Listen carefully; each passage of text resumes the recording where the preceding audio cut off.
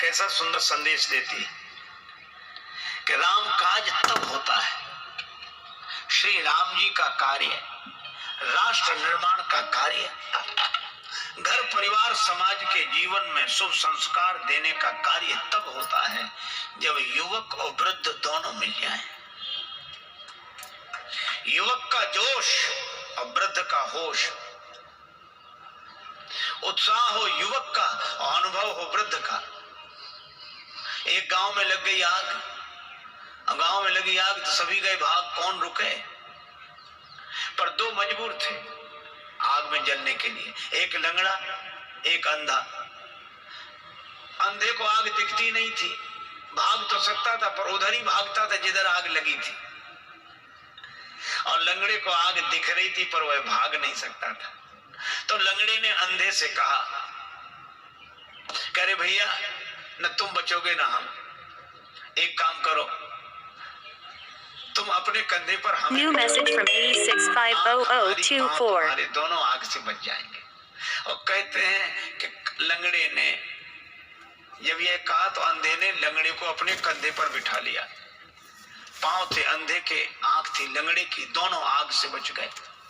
कहानी बड़ी सामान्य है और यह घटना हुई भी होगी और ना भी हुई हो तो यह कहानी संदेश बड़ा सुंदर देती है।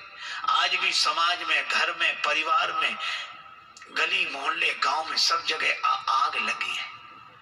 राग द्वेष ईर्षा की आग, अशांति की आग, कलह क्लेश की आग, और सब इस आग से भाग जाना चाहते हैं, पर दो मिल जाएं तो समाज आग से बच सकता है। एक अंधा और एक लंगड़ा। अंधा कौन और लंगड़ा कौन? का अंधी जवानी और लंगड़ा बुढ़ापा। अगर आज की अंधी जवानी लंगड़े बुढ़ापे को कंधे पर बिठा ले, उत्साह के चरण युवक के हों और अनुभव की आंखें वृद्ध की हों, तो आज भी समाज इस आग से बच सकता है। समाज सफल होगा। जोश होश की आंखों से देखें। होश के पास आंख होती है, जोश के पास चरण होते हैं। महाराज मनु ने कहा, अभिवादन शीलस्य नित्यम वृद्धोपि सेविना चत्वारि तस्य वर्धन्ति आयुर्विद्या यशो बलम। जो अभिवादनशील होकर अपने से बड़ों का सम्मान करते हैं, उनके जीवन में चार चीजें बढ़ती हैं, आयु, विद्या, यश और बल। वृद्ध का सम्मान अनुभव का सम्मान है। इसलिए युवक कार्य करें पर अपने से बड़ों का अनुभव लेकर। यह हनुमंत कथा हमें सिखाती है।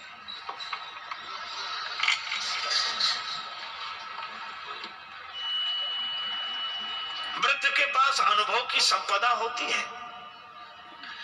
ये बात अलग है कि जीवन खत्म हुआ तो जीने का ढंग आया। उस वक्त निकला जब वक्त तंग आया।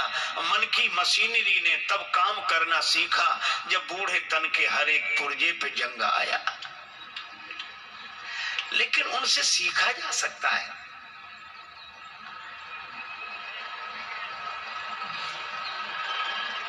वृद्धों की बड़ी महिमा है। एक बार एक कन्या के पिता ने शर्त रखी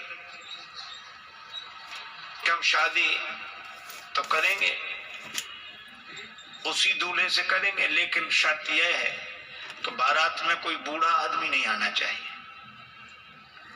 युवकों ने कहा ठीक ही है, ये बूढ़े क्या करेंगे ब्याह बारात में, यहीं बैठ के राम राम करें, भजन करें, घर में रहें, काहे को, और विवाह में क्या हम लोग सब जाएंगे नहीं।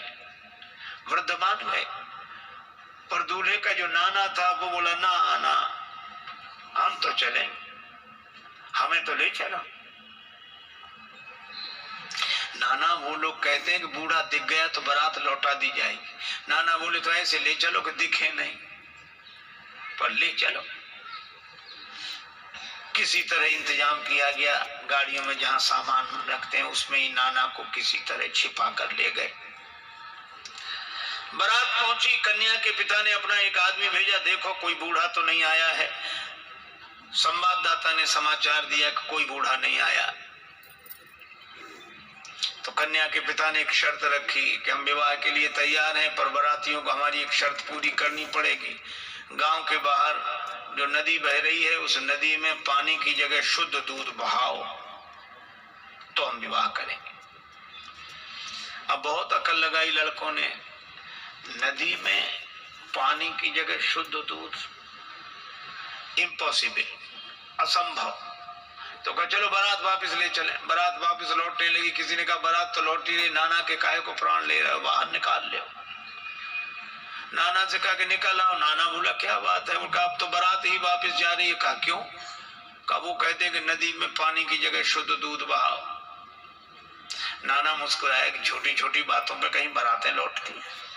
लड़के बोले नाना दिमाग खराब है, छोटी बात है, इतना दूध कहां से आवे और नदी में, और ये और फिर शुद्ध कैसे रह जाएगा दूध, पानी में डालोगे तो ये। वृद्ध ने मुस्कुरा कर कहा कि जरा सी बात है, तुम जो कन्या के पिता की ओर से समाचार लेकर आया था उसी के द्वारा तुम समाचार भिजवा दो। क्या? कि दूध का इंतजाम हमने कर लिया है, शुद्ध दूध बहा देंगे, इतना नदी भर जाए उससे भी ज्यादा दूध हमारे पास है, लेकिन हमारी भी एक शर्त है। क्या? कि नदी का पानी खाली तुम करा दो, दूध हम बहा देंगे।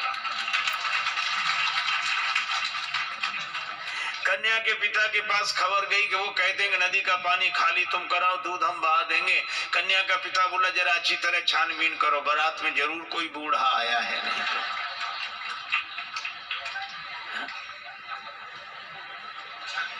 वृद्धों की महिमा है। देखो आज के समय की एक घटना सुनाओ। एक बार क्या हुआ, रेलगाड़ी के एक डिब्बे में कुछ नवयुवक विद्यार्थी चढ़े, लड़के 10-12 लड़के, और संयोग की बात वो डिब्बा खाली था। एक बूढ़ा आदमी किनारे सीट पर बैठा, माला लिए राम राम राम राम राम राम कर रहा है, और लड़के देखा। अब उनका तो नाम ही लड़के। रेलगाड़ी चली, अब वो भड़के, नाम ही लड़के, जहां जाए वहां से लड़के आए। घर में रहे तो लड़के, बाहर जाए तो लड़के, इससे लड़के उससे लड़के। अब रेलगाड़ी चल रही थी, वो 10-12 लोग लड़के बोले कि बड़े बोर हो रहे, कुछ करो। कहा इसमें क्या करोगे, बैठे रहो आराम से। कहा नहीं कुछ तो करो। कहा क्या करें? कहा जंजीर खींचो, गाड़ी रोको। अरे कहा देखते नहीं 500 रुपए जुर्माना और 6 महीने कैद, साफ साफ लिखा है, या दोनों हो सकते। तो कहा हम लोग इतने लोग हैं, 500 रुपए इकट्ठा नहीं कर सकते। कर ले। कहा फिर जंजीर खींचेंगे। अब 500 जरूरी थोड़े, किसी ने 100 दिए, किसी ने 200 दिए, 1200 रुपए। और 1200 रुपए उनमें से एक मुख्य आदमी था, उसके लड़के की जेब में रख दिए और कहा कि अब जंजीर खींचो। पहले तो पैसा लगेगा नहीं, लगेगा दे देंगे, पैसा है तो पास में, खींचो। तब तक एक लड़का बोला एक नया पैसा नहीं लगेगा, जंजीर हम खींचेंगे, गाड़ी रुकेगी, अधिकारी आएंगे, नाम इस बूढ़े का लगा देंगे किसने जंजीर खींची। अब बूढ़ा बेचारा बहुत हाथ जोड़े कि भैया हमने आपका क्या बिगाड़ा, बच्चों हमें काहे को, अरे ऐसा मत करो। लड़के बोले बड़ा मजा आएगा, ये गिड़गिड़ाएगा। कुछ लोगों को इसी में मजा आता, पर पीड़न रति, दूसरे को दुख पहुंचाकर सुख पाना। और अंत में यह हुआ कि लड़कों ने जंजीर खींच दी। मुख्य चेकिंग थी, अधिकारियों को लड़के ही बुला लाए। इस बूढ़े ने जंजीर खींची, इस बूढ़े ने जंजीर खींची। अब वृद्ध बड़ा हैरान कि अगर हम कहें भी कि हमने जंजीर नहीं खींची तो मानेगा कौन? ये 10-12 लड़के और सब हमारे बारे में यही कह रहे हैं कि जंजीर खींची। तो उसको भगवान ने ऐसी प्रेरणा दी। अधिकारी ने डांटते हुए कहा तुम वृद्ध होकर शर्म नहीं लगती, जंजीर क्यों खींची? बूढ़ा बूढ़ा साहब जंजीर तो खींची पर मजबूरी में खींची। क्या मजबूरी थी? हमारे पास 1200 रुपए थे, इन लड़कों ने छीन लिए, इसकी जेब में रखे। अब तो बूढ़े के सामने ही गिने गए थे रुपए और रखे। अधिकारियों ने जो देखा तो उसकी जेब में रुपए मिले। ईमानदारी का जमाना था, बूढ़े को 1200 रुपए मिले और शाबाशी दी गई कि बड़ा साहस का काम किया, बहादुरी का काम किया। अब लड़के एक दूसरे का मुंह देखे, ये तो हम सोचते ही नहीं थे। वृद्ध को तो 1200 रुपए मिले, लड़के पकड़ गए। अगले स्टेशन पर गाड़ी रुकी तो पुलिस वाले लड़कों को पकड़ के ले जा रहे थे, तो खिड़की के पास से निकली, तब बूढ़ा अपनी सफेद दाढ़ी पर हाथ घुमा के बोला, ये बाल ऐसे ही थोड़े सफेद हो गए, बड़े आए थे हमको फंसाने के। तो ये कहानी है, पर ये कहानी भी संकेत देती है कि वृद्ध के पास जो अनुभव होता है वह युवक के पास नहीं होता। ये बात अलग है कि अनुभवी वृद्ध के पास शक्ति, सामर्थ्य, जोश, उत्साह नहीं होता, वो युवक के पास होता है।